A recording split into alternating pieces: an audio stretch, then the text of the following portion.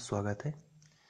आज हम लोग प्रश्नावली 1.1 का प्रश्न क्रमांक 3 करेंगे, जिसमें दिया गया है किसी परेड में 616 सदस्यों वाली एक सेना आर्मी की टुकड़ी को 32 सदस्यों वाले एक आर्मी बैंड के पीछे मार्च करना है।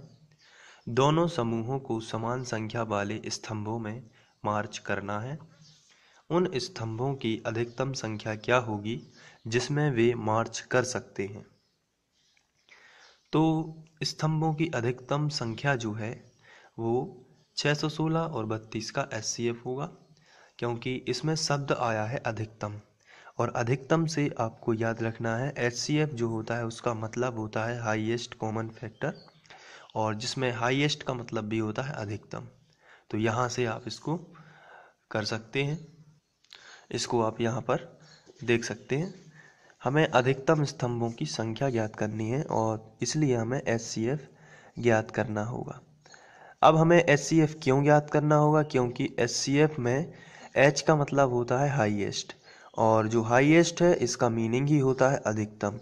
तो जब भी हमें अधिकतम ज्ञात करना हो तो हम एचसीएफ निकालेंगे, और एचसीएफ हमें निकालने की विधि पता है। हम लोगों ने यूक्लिड विभाजन प्रमेय का और यूक्लिड विभाजन एल्गोरिथम को स्टडी किया हुआ है।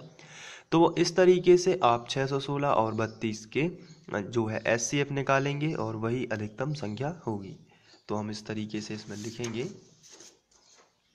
इसको हम सॉल्व करना शुरू करते हैं। स्तंभों की अधिकतम संख्या जो है वो 616 और 32 का एचसीएफ होगा। तो आइए हम 616 और 32 का एचसीएफ निकाल लेते हैं। तो एचसीएफ निकालने की विधि में सबसे पहले हम दोनों संख्याओं को ध्यान से देखते हैं, और इसमें बड़ी संख्या कौन सी है देख लेते हैं। तो बड़ी संख्या 616 है और छोटी संख्या 32 है। तो हम इस तरीके से इसको लिखेंगे, 616 बड़ी है और 32 छोटी है। तो इसमें हम रफ का इस्तेमाल भी करेंगे और रफ में हम इसका भाग देंगे। तो यहाँ पर 616 और 32 में 616 जो है बड़ी है, तो हम यहाँ पर इसका भाग देंगे। 616 और 32 से भाग दिया जाएगा। अब यहाँ पर देखते हैं कि कितने बार जाएगा। तो 32 एकम 32 ही हो जाएगा। अब यहाँ पर जो बचेगा 29 बचा। इसके बाद ये जो 6 है इसको हम यहाँ पर लिख देते हैं, एक बार फिर से जाएगा। तो 32 का लगभग 9 बार जाएगा। 9 दूनी 18, 18 की 8, हासिल आई 1, 9 तिया 27 और 1 28। ये इस तरीके से। अब यहाँ पर हम देख लेते हैं कि यहाँ पर बचा कितना। तो यहाँ पर बच जाएगा 8, और इसके बाद ये पहली प्रोसेस हो जाती है। इसे हम यूक्लिड विभाजन प्रमेय का कहते हैं। तो हमें हेडिंग डालनी होगी। इसके बाद हम रफ का बाद में लिखेंगे, यूक्लिड विभाजन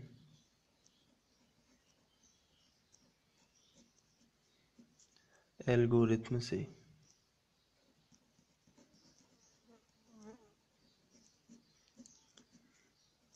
और इसमें जो हमने भाग दिया है, तो ये इतनी प्रोसेस जो हम लगाएंगे उसे प्रमेयिका कहते हैं, लेकिन प्रमेयिका के क्रमबद्ध चरण को हम एल्गोरिथम बोलते हैं।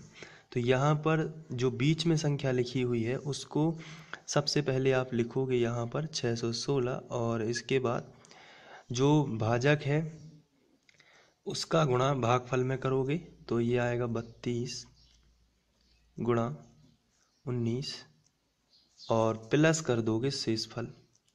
प्लस में आपको ध्यान रखना है शेषफल।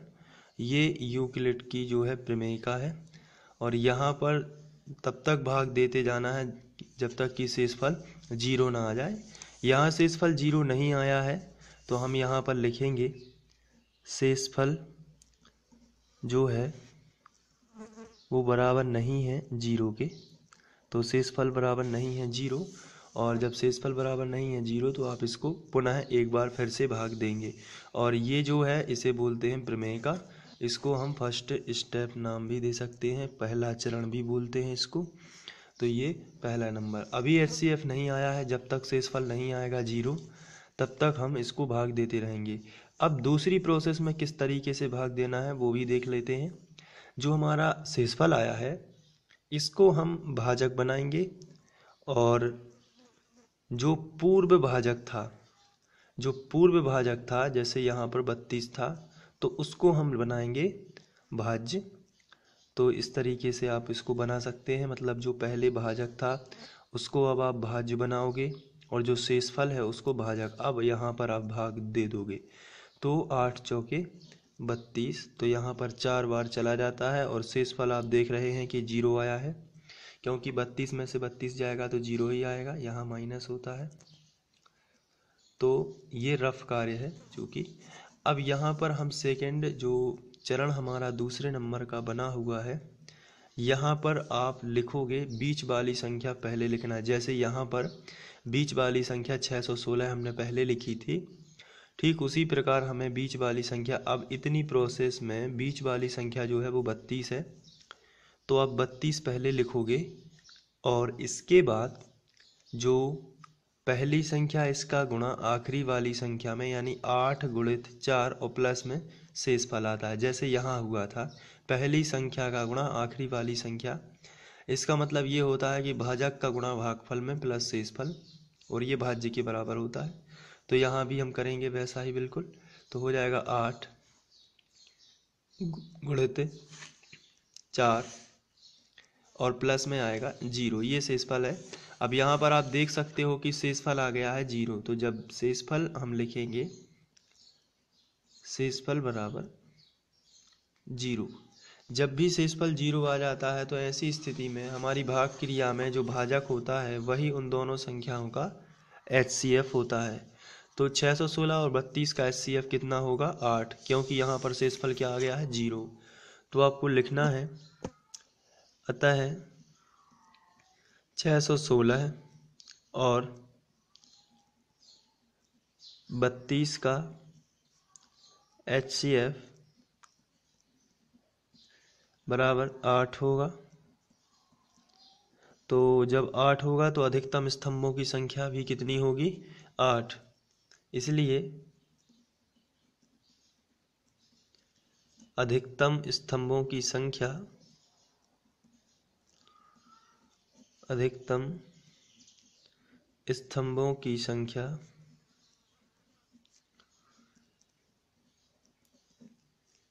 8 होगी।